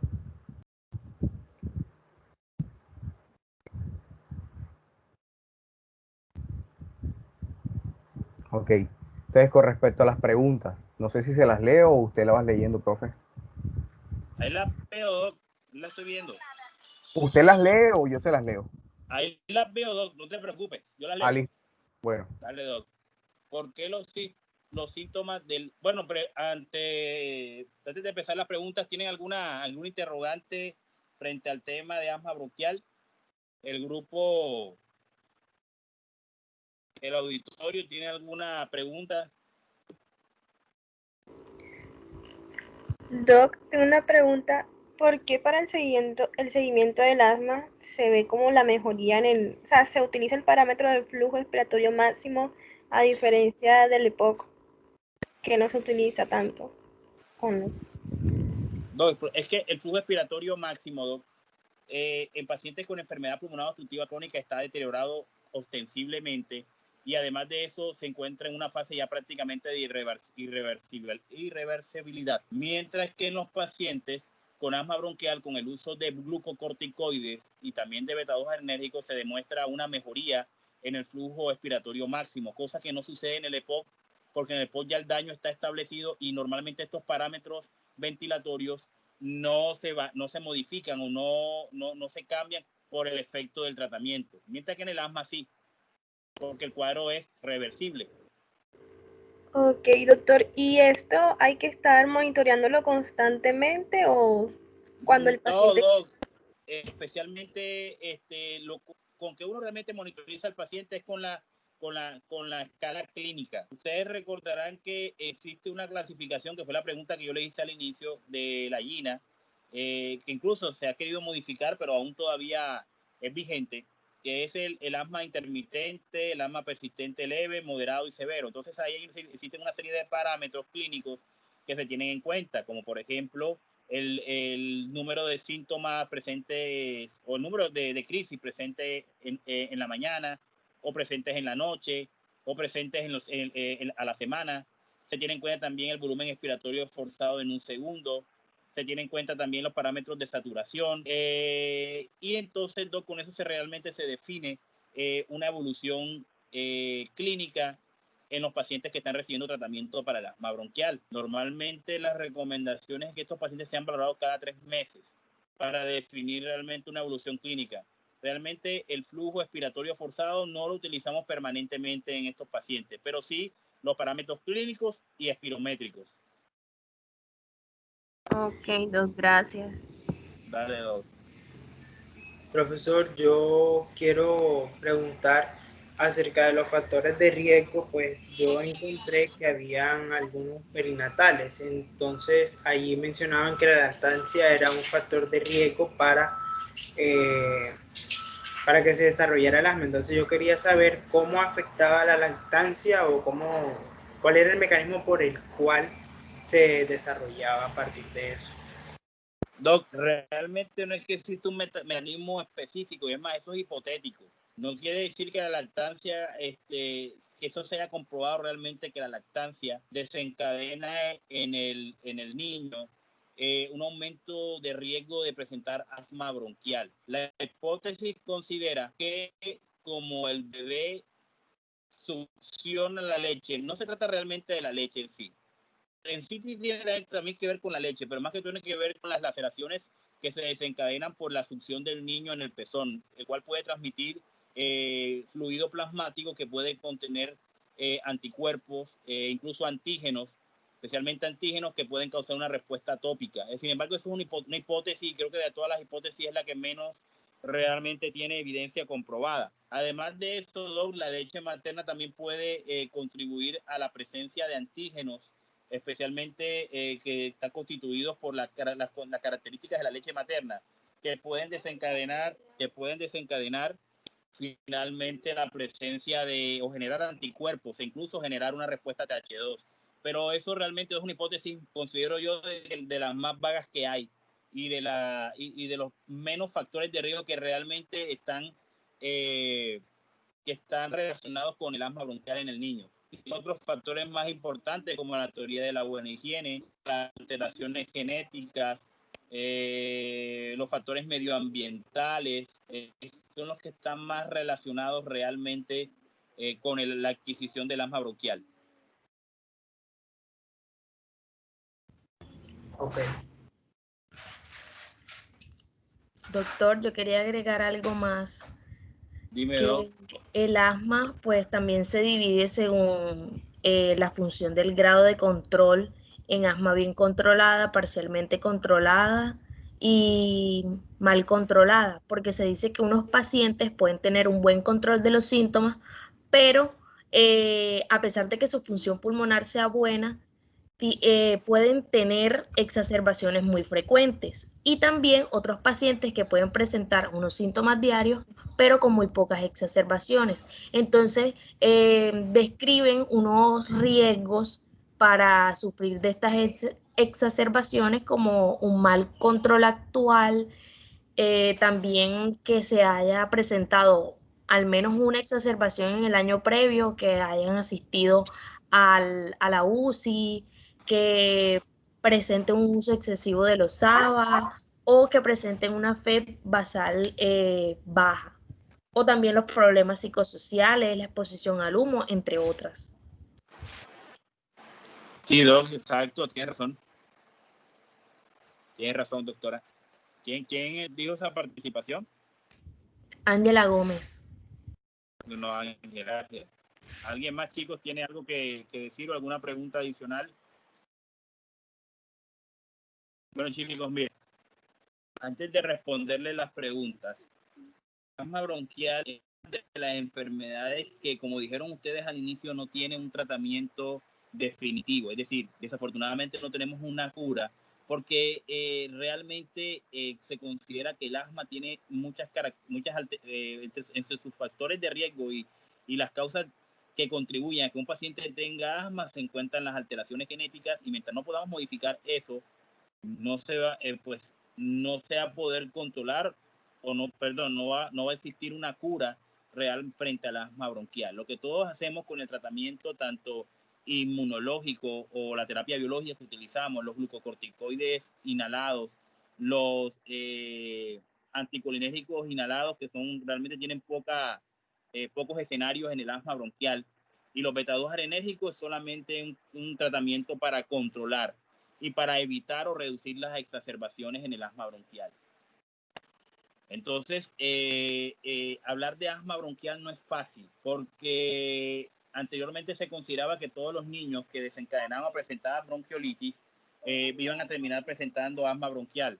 Sin embargo, muchos de ellos pueden hacer cuadros de bronquiolitis y después no desarrollan asma bronquial. O sea que realmente existen otros factores que están relacionados con la presentación del asma, que no solamente se puede explicar con la atopia. De ahí que ustedes escuchen que existen factores virales, existen factores hormonales, factores genéticos, factores ocupacionales, factores inmunológicos que están relacionados en sí con el asma bronquial. Incluso la actividad física, existe una asma asociada al ejercicio. Entonces hay muchas cosas que realmente no se conocen aún del asma bronquial. Lo que sí afortunadamente se conoce son las diferentes vías inmunológicas que están relacionadas a la presentación de la hiperreactividad bronquial y del edema a nivel de los bronquios. Es decir, y la broncoconstricción que aparece en el paciente con asma bronquial. Y ustedes saben todas las interleuquinas que ustedes hablaron previamente: la interleuquina 5, la interleuquina 13, la interleuquina 33, la interleuquina 4, que es la que realmente induce la diferenciación de linfocitos T, NAIB a TH2, que son los que generan finalmente la respuesta, orquestan la respuesta inmunoalérgica, y que conlleva finalmente a la estimulación de los basófilos, los eosinófilos y los mastocitos, que al final son los que orquestan la respuesta inmunoalérgica en el paciente con asma bronquial. Las manifestaciones clínicas, ustedes saben que son floridas y que realmente están relacionadas a las exacerbaciones.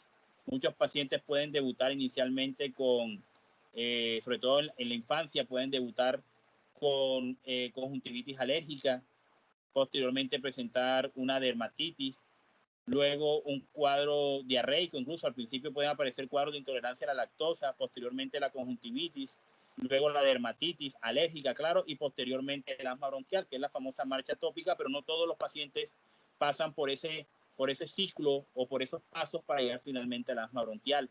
Hay algunos que no presentan ninguna de estas manifestaciones y posteriormente presentan asma bronquial. Existe también una triada que se denomina la triada de Samter. Es una triada que se caracteriza por quistes a nivel nasal, la intolerancia o las reacciones de hipersensibilidad al ácido acetilsalicílico, asociado también al asma bronquial, que es la triada de Samter. También, aunque es muy menor proporción, va a aparecer en sus pacientes. También deben tenerlo en cuenta cuando encuentren un paciente con reacción de hipersensibilidad a los AINES, pero especialmente al ASA, y presente adicionalmente asma bronquial. Con respecto a la pregunta que yo les hice sobre la teoría de la buena higiene, resulta que ustedes, no sé si de pronto recordarán en la historia de Alemania, que había una Alemania oriental y una Alemania occidental y que estaba separado por el muro de Berlín.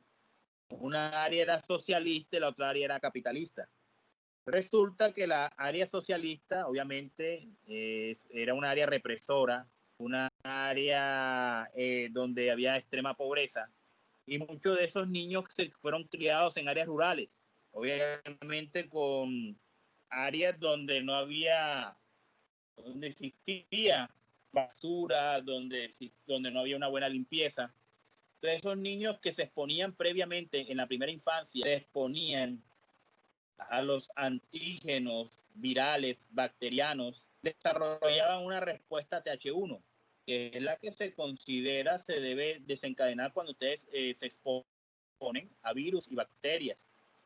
Sin embargo, en la otra área donde había buena asepsia, los niños eran tan cuidados que realmente no se exponían en la primera infancia a los antígenos virales y bacterianos porque eran demasiado cuidados por sus padres. Eso condicionó a que nunca se desencadenara una buena respuesta TH1.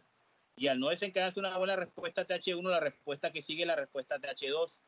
Y recuerden que la respuesta TH2 es la que conlleva finalmente a la respuesta inmunoalérgica en el paciente con asma. Eso quiere decir de que esos niños que no se exponían a estos antígenos en la primera infancia o en etapas precoces de su edad, terminaban presentando asma bronquial y era por la respuesta TH2 que ellos presentaban. Entonces eso es lo que es la famosa teoría de la higiene. Y en algunos casos ustedes lo pueden ver. Es más frecuente uno ver asma bronquial en áreas urbanas que en áreas rurales. Eso no quiere decir que no exista asma bronquial en las áreas rurales, porque cuando yo estaba en el rural, los niños que más me llegaban a mí al puesto de salud donde yo laboraba eran niños con asma bronquial y vivían en áreas donde no había una buena higiene. Con respecto al diagnóstico, el diagnóstico siempre es clínico, debe determinar antecedentes personales y familiares. Muy frecuentemente la madre asmática se encuentra como antecedente familiar importante en los niños asmáticos. Siempre o casi siempre una de las cosas que yo veía en los pacientes era que sus madres también fueron asmáticas, la gran mayoría de ellos, no siempre todos. Otra cosa importante son las manifestaciones clínicas que aparecen en la primera infancia. El asma tiene un pico bimodal. El asma aparece en la infancia y posteriormente en la adolescencia desaparece en la gran mayoría de los pacientes las manifestaciones clínicas, en la gran mayoría, para posteriormente volver a aparecer después de los 50, 55. No se entiende por qué el asma tiende a pasar en una fase latente durante esta etapa de la adultez. No se sabe realmente cuáles son esos mecanismos que hacen que muchas de estas personas que son asmáticas, los síntomas no aparecen nuevamente, sino después de la edad de ser adultos mayores. Incluso, seguro ustedes, algunos fue asmático y hace mucho tiempo no utiliza broncodilatadores, consideran que es que ya se curaron, o sus mamás muy frecuentemente que no son médicas les van a decir, no, es que lo llevé donde un médico que le mandó tal remedio, tal medicamento, y con ese medicamento le eliminó o le quitó el asma. Eso no es verdad. Lo que sucede es que se relacionó esa toma de medicamento con el momento en que el asma se torna latente. Pero existe riesgo de que en la adultez, y más si se exponen al humo del cigarrillo o a contaminantes medioambientales como el sílice, el carbono, el asbesto, vuelva nuevamente a exacerbarse las manifestaciones clínicas y los síntomas del paciente. Además de la clínica, es importante también tener en cuenta el diagnóstico paraclínico, donde en pacientes atópicos obviamente van a tener una inmunoglobulina E elevada. En algunos de estos pacientes también se hacen test de alergia con el fin de determinar a cuáles estructuras posiblemente caseras el paciente presenta reacciones de hipersensibilidad o de alergia. Adicionalmente a eso, el diagnóstico, además de clínico, se requiere el diagnóstico espirométrico, donde a diferencia del EPOC, ustedes saben de que acá el volumen expiratorio forzado en un segundo mejora más allá del 12% y en volumen mejora más allá del 200 cc. Es decir, un patrón obstructivo que es reversible con el uso de beta-2 adrenérgico. Un patrón muy frecuente en la espirometría. Existen otros estudios, como por ejemplo la absorción de monóxido de carbono, la radiografía de tórax, que aunque no nos ayuda para hacer el diagnóstico, nos puede servir como diagnóstico diferencial para descartar otras patologías, como las patologías neoplásicas, derrames pleurales, tuberculosis pulmonar, falla cardíaca, en fin. Con respecto al tratamiento, recuerden que el tratamiento se divide por etapas, y ustedes lo hablaron muy bien. Va desde el uso solamente de beta-2 adrenérgico de acción corta para el control de las crisis, hasta finalmente el uso de dosis de glucocorticoides plena y el uso de beta-2 adrenérgico también en dosis plena y el uso de Montelukast. Y finalmente, dependiendo del fenotipo, el uso de terapia biológica que se encarga de bloquear los receptores de inmunoglobulina E. Ya eso obviamente son en casos de asma severos que no responden al tratamiento farmacológico. Se tendrá que tener en cuenta los eosinófilos en el esputo, se tendrá que tener en cuenta las alteraciones o antecedentes genéticos, la respuesta farmacológica de los glucocorticoides y los beta-2 adrenérgicos. Actualmente el salbutamol ya no es el medicamento que utilizamos realmente en las crisis. Si ustedes se dieron cuenta, ya se utiliza el formoterol.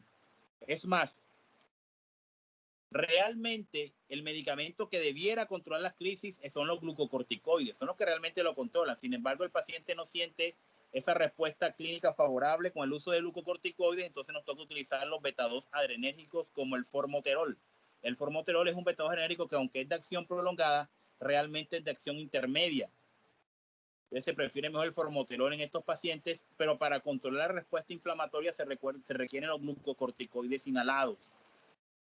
Y entre esos tenemos la budesonida, la fluticasona y el Montelukast, que es un... Profe, una pregunta. Dime, Doc. O sea, más o menos como, ¿qué tan rápido es el inicio del formoterol? Normalmente, Doc. La acción. Sí, el inicio del formoterol es más o menos de 6 a 8 horas, Doc, la respuesta. De 6 a 8 horas, realmente la respuesta. Por eso tiene que utilizarla 2 veces al día, Doc. Incluso hasta 3 veces al día.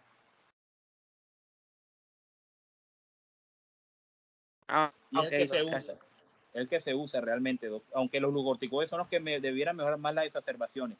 Profe, bueno, dime, Doc. Una pregunta.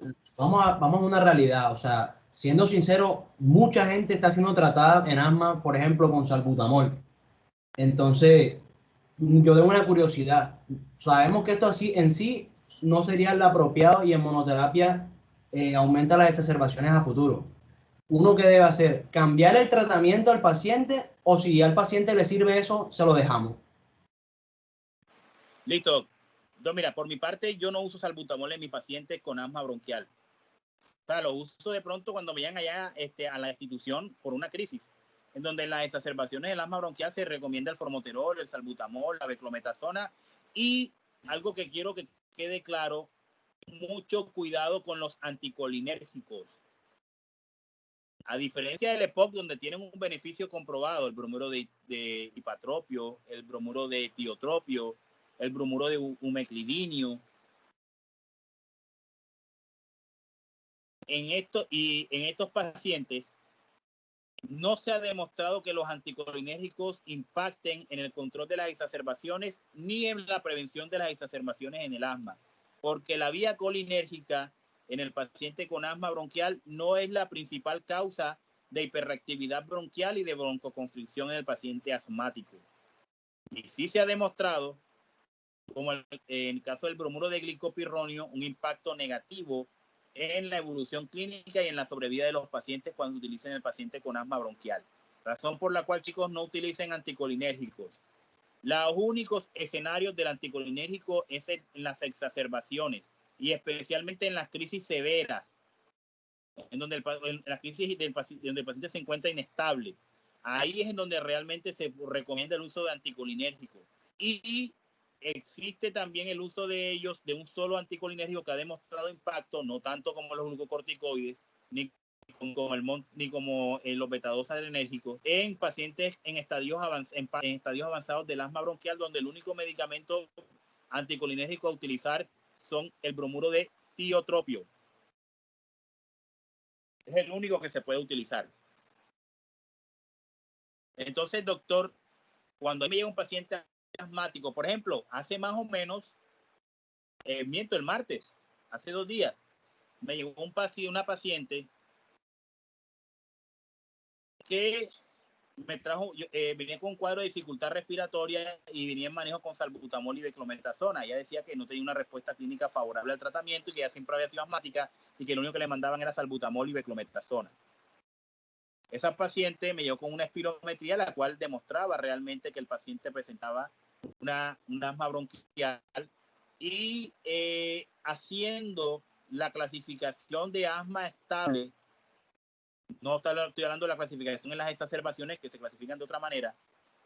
Según la GINA, el paciente tenía un asma persistente moderado, casi tirando a severo, pero persistente moderado, teniendo en cuenta las manifestaciones clínicas diurnas y nocturnas, junto con la espirometría que se le hizo a ese paciente.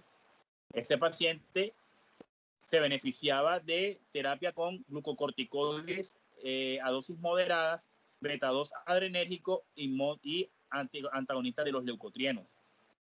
El problema de estos medicamentos inhalados es que son no POS, razón por la cual hay que hacerle MIPRES. Y a veces las EPS ponen muchas trabas a los pacientes para entregarle este tipo de medicamentos. Sin embargo, a mi paciente cuando llega, yo le modifico su tratamiento. Este paciente se fue con formoterol más budesonida, junto con Montelukast. Y le pedí una cita nuevamente en 3 meses para ver la respuesta clínica. Pero recordar que en el tratamiento farmacológico no es lo único que se debe hacer en el paciente. Recuerden que las crisis asmáticas muy frecuentemente se encuentran relacionadas a ácaros, a polen, a procesos virales, a la actividad física. Entonces hay que determinar cuál es el agente desencadenante de esa exacerbación para también tratar de reducir la exposición de ese paciente a esos alergenos. Entonces, doc, yo en mi paciente asmático lo clasifico y dependiendo de eso determino realmente cuál va a ser el medicamento a utilizar. Pero salbutamol y beclometasona no se encuentran entre mi arsenal farmacológico. Siempre son los glucocorticoides, que puede ser la beclometasona, la budesonida o la fluticasona. De todos los que han demostrado realmente impacto, la budesonida y el formoterol.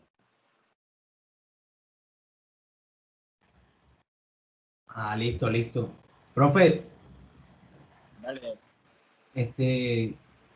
Yo cuando teníamos las rotaciones, tuve la oportunidad de rotar al Niño Jesús y me di cuenta que a la mayoría de los niños, de los pacientes que llegaban con asma, le daban mucho lo que era este famoso el Verudual, que es el fenoterol con el bromuro de ipratropio. Para el control de exacerbaciones así rápidas, sí está recomendado dar ese tipo de fármaco. Doc, el formoterol sí, pero el bromuro de hipatropio no se recomienda. Yo no lo uso en pacientes, en el caso de adultos. Profe. Creo que en niños también es igual, pero los anticolinéricos, Doc, solamente se deben utilizar en crisis asmáticas severas. No se usan en crisis asmáticas leves o moderadas. Ok, cuando es severo ya ahí sí.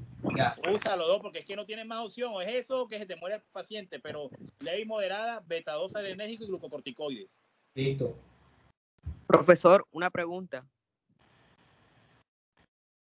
Te escucho. ¿Y por qué se utiliza el formoterol si su inicio de acción es de 6 a 8 horas? O sea, si el paciente necesita algo que inicie como mucho más rápido. Sí, por eso tienen los glucocorticoides. Es que recuerda que el control de las exacerbaciones no realmente es el beta-2, es el glucocorticoide. Ah, ok. O Chicos, sea, que yo les recomiendo que lean las exacerbaciones y se van a dar cuenta que el que realmente controla la respuesta inmunoinflamatoria y inmunológica es el glucocorticoide. Que nosotros utilicemos el formoterol y el salbutamol para reducir para reducir los síntomas perceptibles por el paciente. Porque lo que le afecta al paciente es el ahogo. Y los glucocorticoides, aunque pueden mejorar la exacerbación, son los que mejoran la respuesta inflamatoria. Porque los beta-2 adrenérgicos no tienen nada que ver con las interleuquinas, no tiene nada que ver con los mastocitos, no tiene nada que ver con los basófilos, no tiene nada que ver con los linfocitos, no tiene nada que ver con los eosinófilos. Si tú esa respuesta no la controlas, los beta-2 adrenérgicos no van a hacer un control total en tu paciente. Ah, bien, doctor. Listo. ¿Alguien más tiene alguna pregunta? Profe, una pregunta. Vamos a Dime, Doc. Y en el caso de las dosis, como en la guía dice que uno empieza a dosis baja y todo eso, ¿uno va aumentando de dosis a medida que el paciente va refiriendo si le va sirviendo en cuestión al número de exacerbaciones que tiene o hay algunos criterios para aumentar dosis? Doc, más que todo teniendo en cuenta la evolución clínica. Ah, ok. La evolución clínica de tu paciente tiene en cuenta los pasos. Mira que te dice que si no mejora, sube los glucocorticoides a dosis moderada y inicia anticolincotrieno. Si no mejora, usa glucocorticoides a dosis plena, usa beta-2 adrenérgico y usa antileucotrieno. Es cada vez teniendo en cuenta los pasos. Sin embargo, doctor, llega un momento en que tú, tanto ver pacientes asmáticos y clasificarlos, que ya tú más o menos sabes en cuál es el tipo de tratamiento que le vas a dar a ese paciente. Por ejemplo, mi paciente venía nada más con salbutamol y beclometasona, pero yo tenía una infinidad de pacientes con asma bronquial persistente moderado que si yo le coloco glucocorticoides a dosis baja, lo más probable es que no responda. Entonces ya yo más o menos tengo una especie de esquema mental de qué tipo de manejo voy a hacer en mi paciente dependiendo de la clasificación del asma estable. Obviamente eso lo van a adquirir ustedes con el tiempo a medida que vayan manejando sus pacientes. Y entender que el tratamiento del asma para el control y prevención de las exacerbaciones no es el salbutamol. Claro. No los glucocorticoides. Listo, profe, gracias. Dale, Doc. Bueno, chicos, entonces vamos a responderle las preguntas. ¿Por qué los síntomas del asma tienden a presentarse o exacerbarse más en la noche? Doc, son varias las hipótesis. Una tiene que ver que en las horas de la noche la persona, al estar dentro de una habitación cerrada, se expone más frecuentemente a los alergenos que cuando tienen las habitaciones abiertas. Cuando la persona se encuentra en zonas amplias o zonas no domiciliarias, es más difícil que se exponga al alergeno. Sin embargo, cuando está en áreas cerradas, en una habitación donde puede haber gran infinidad de alergenos, tienden a presentarse las exacerbaciones porque en ese momento se exponen al alergeno, se produce la respuesta TH2 y se desencadena todo este sinnúmero de alteraciones inmunológicas. Esa es una. La otra es la hipótesis del frío. Se considera que normalmente nosotros, cuando estamos en horas de la noche, la temperatura baja y eso desencadena. Esto me digo, chicos. Vaya, pero bájale el volumen a eso. Sí. Pero baja el volumen, papá. Bueno, chicos, entonces, la otra es la teoría del frío. En la noche, obviamente, al bajar la temperatura, el aire que entra por las vías nasales y llega hacia las vías bronquiales, tiende a ser frío. Y recuerden que el frío puede generar hiperreactividad bronquial. Esa es la otra hipótesis que se tiene en el asma bronquial, de por qué sucede en horas de la noche. Otro tiene que ver con las micro aspiraciones de material gástrico hacia la vía aérea, que también puede causar un efecto mecánico irritativo a nivel bronquial. Pero son hipótesis, doctor. No es que esté dicho que eso sea la causa desencadenante de por qué se precipita o se exacerba el asma bronquial en horas de la noche. Son hipótesis. ¿Por medio de cuál mecanismo el asma puede producir bronquiectasia? No es que sea frecuente que el asma cause bronquiectasia. La bronquiectasia está más que todo relacionada con pacientes con tuberculosis, pacientes con enfermedad pulmonar obstructiva crónica, son los que más, y los pacientes con que se exponen a contaminantes industriales, como el carbón, como el sílice, como el asbesto. Sin embargo, en el asma bronquial puede existir también la presencia de bronquiectasia.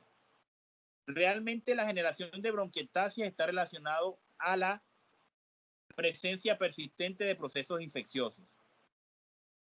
Es bien sabido que en el asma bronquial existe realmente una respuesta inmunoinflamatoria aberrante. Y esta respuesta inmunoinflamatoria aberrante hace de que los pacientes asmáticos tengan más riesgo de presentar procesos infecciosos, y especialmente procesos infecciosos a repetición. Las neumonías causan daño estructural de los bronquios, especialmente aquellos que miden más de 2 milímetros.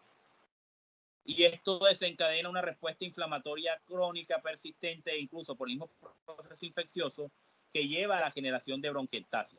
La otra fase tiene que ver con el daño estructural que se produce a nivel de los bronquios y de los bronquiolos en el paciente con asma bronquial, dado por pero eso más que todo en pacientes con asma persistente, moderado y severo.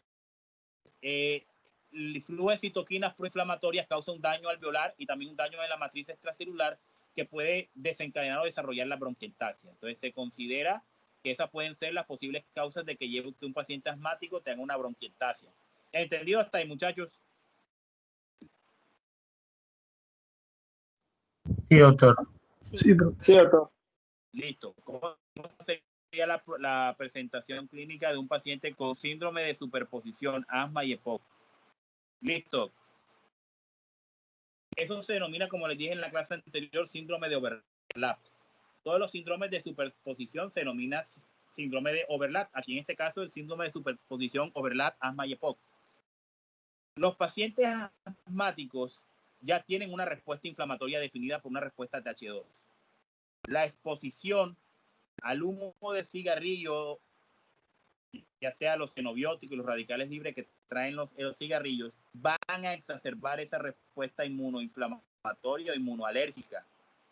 Y eso va a desencadenar que en conjunto con la respuesta inflamatoria generada con el asma, se desencadena un mayor daño estructural al nivel alveolar. Ustedes recordarán cuando hablamos de EPOC que existen varias interleuquinas que causan una necrosis y un daño a las células epiteliales o neumocitos tipo 1. Ahí se encuentra el TNF, la interleuquina 1 y algunos factores que también hasta dañan la matriz extracelular. Y recordarán que la interleuquina 8 estimula o quimioatrae a los neutrófilos desde la circulación hacia los alveolos, y que los neutrófilos liberan proteasas que causan un desbalance entre proteasas y antiproteasas. El paciente asmático per se tiene liberación de interleuquinas también. Obviamente no es tan frecuente la interleuquina 1, la interleuquina 6 y el TNF, más que todo otro tipo de interleuquinas por la respuesta TH2. Sin embargo, cuando se encuentran todas estas citoquinas en conjunto con los neutrófilos, desencadenan una respuesta inmunoinflamatoria mucho más exacerbada que la que sucede en un paciente solamente con asma bronquial o en un paciente que solamente presenta enfermedad pulmonar obstructiva crónica. No es que exista realmente un mecanismo de superposición definido, pero normalmente el paciente tiene que ser primero asmático y luego exponerse a un factor de riesgo que desarrolle o desencadene el EPOC. Y ya lo hablamos en la clase anterior. El humo del cigarrillo, el humo del tabaco, los agentes de biomasa, los agentes industriales, la misma tuberculosis pulmonar. También existen pacientes que son asmáticos y nacen con un déficit absoluto de alfa-1 antitripsina, y eso genera que los pacientes presenten EPOC y asma en la etapa juvenil. El tratamiento adecuado es el mismo que si estuvieran manejando un EPOC y un asma: el uso de glucocorticoides inhalados y el uso de beta-2 adrenérgico. Si van a utilizar anticolinérgicos, recordar utilizar el bromuro de tiotropio, no utilizar los otros tipos de anticolinérgicos porque no han demostrado eficacia o evidencia en que mejore la sobrevida y reduzca las manifestaciones clínicas y la calidad de vida, y mejore la calidad de vida de sus pacientes. ¿Entendido? Sí, doctor. Sí, doctor. La cuarta pregunta se la viraría más hacia el EPOC, porque el paciente asmático, cuando tú controlas el cuadro asmático, el cuadro se revierte y no requiere oxígeno. Pero el paciente con EPOC y asma, el EPOC es el que va a desencadenar el requerimiento de oxigenoterapia domiciliaria. Y creo que eso se habló esa vez. Hablamos de que los criterios para oxigenoterapia en el paciente domiciliario es un paciente que presente una saturación de oxígeno, esto hablando de los gases arteriales, una saturación de oxígeno menor de 88%, con una presión arterial de oxígeno menor de 60. O un paciente con una saturación de oxígeno menor de 88%, perdón, el que les dije anteriormente, les faltó algo. Les faltó que presente estas siguientes patologías: policitemia, insuficiencia cardíaca e hipertensión pulmonar. Repito, chicos, tengo un minuto que se me va a descargar la tablet.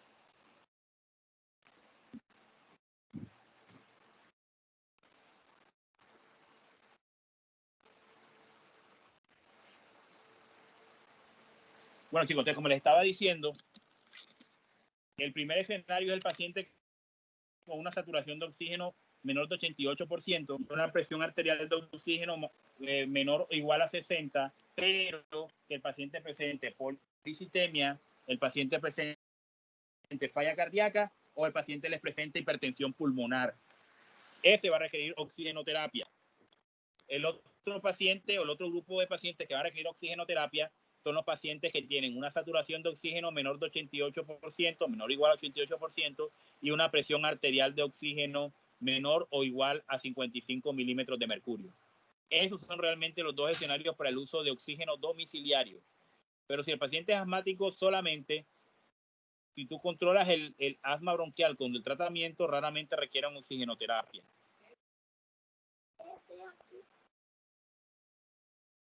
Bueno, y la cuarta fue la que le respondí ahora. La actividad física en los pacientes asmáticos representa... No me deja ver, hay una parte que no me deja ver lo que sigue ahí. Léamelo alguien. La actividad física en los pacientes asmáticos representa...